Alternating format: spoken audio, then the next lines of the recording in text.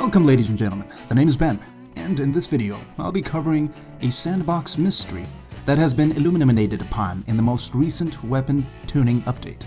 I'm referring to the one that addressed the function of the rangefinder perk. Bunge starts off by asking, what does rangefinder do? Well, that's an excellent rhetorical question, Bunge. According to the perk description, rangefinder increases the effective range of the weapon while aiming. With no further information, anyone reading that would think, hey, if I have a gun with a not too impressive range stat, having rangefinder and ADSing or aiming down sight will make up for it. At least that's what I would think. But apparently that isn't all. Rangefinder affects your weapon's target acquisition falloff and zoom factor multiplier. Target acquisition falloff, from their description, I take is the range beyond which the slight magnetism between your sights and your target begins to fall off. This zoom factor multiplier is a constant that is attached to each weapon type. For example, shotguns have a multiplier of 1.05 times when they have the rangefinder perk. This zoom factor multiplier also affects your weapon's aim down sight accuracy and recoil. So what do these vaguely defined components of the rangefinder perk mean for your weapon?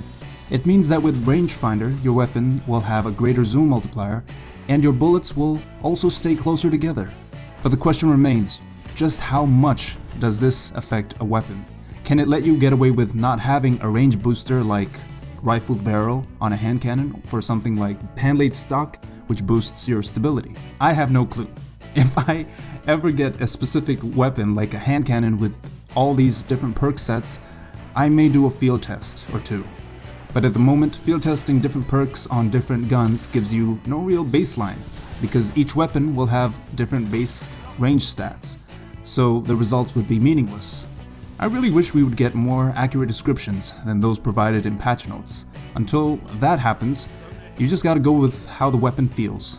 Personally, I don't see rangefinder being of much use on scout rifles and snipers. Everything else, however, could benefit from the rangefinder perk. Back when shot package and rangefinder were the two most commonly found perks on shotguns, I actually preferred rangefinder. It made for a more consistent kill for me than shot package.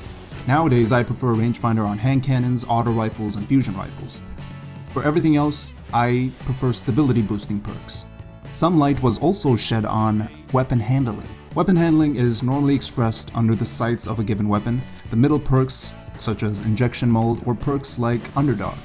Generally, longer range weapons and those that deal more damage have a lower weapon handling stat. This explains why machine guns and sniper rifles like Black Spindle take forever to aim down sight from a sprint. For the longest time, I was under the impression that weapon handling had something to do with the aim down sight accuracy. But it turns out weapon handling has more to do with ADS speed related attributes. The three listed in the patch notes were ready time, the amount of time it takes to bring a weapon out, away time, the amount of time it takes to put your weapon away, and ADS time, the amount of time it takes to fully reach maximum zoom while aiming down sight. Handling generally has to do with making the weapon feel heavier or snappier in your hands. So perks like injection mold do in fact improve aim down sight speed on snipers, much like quick draw and snapshot do, although from my experience to a much lesser extent. Of all the patch notes detailed so far, I found this portion to be the most interesting because, well, it's the only part I can do anything about. I've started paying more attention to any perk with the term handling attached to it, especially the iron sights of hand cannons. I'll touch up on that in a future video.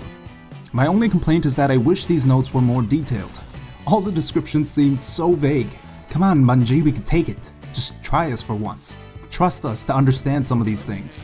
It's almost like, have you ever explained something to a child without saying anything technical at all? Or, I don't know, something very tech related to an old school grandparent. That's exactly what it feels like reading these patch notes. I remember a while back trying to explain how video games aren't real life to my grandmama, God rest her soul. She was watching me play the game Driver and she seriously asked me if the cars on the screen were real. And I was like, yes, Grandma.